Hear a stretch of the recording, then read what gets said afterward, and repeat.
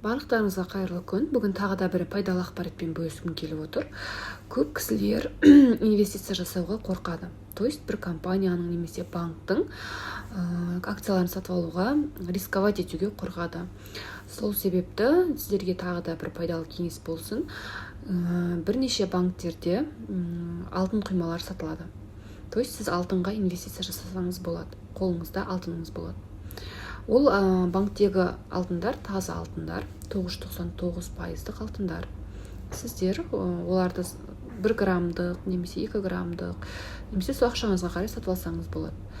1 граммға жетпеген ақшаның өзінде сіз 0,1, 0,2 немесе 0,03 деген сияқты қолыңыздағы бар суммаға сатып алсаңыз болады. То есть приложение арқылы қашан сізде 1 грамм немесе 10 граммдық алтынға ақшаңыз жетеді, сол кезде барып дайын құймаларын сатып алып кетсеңіз болады.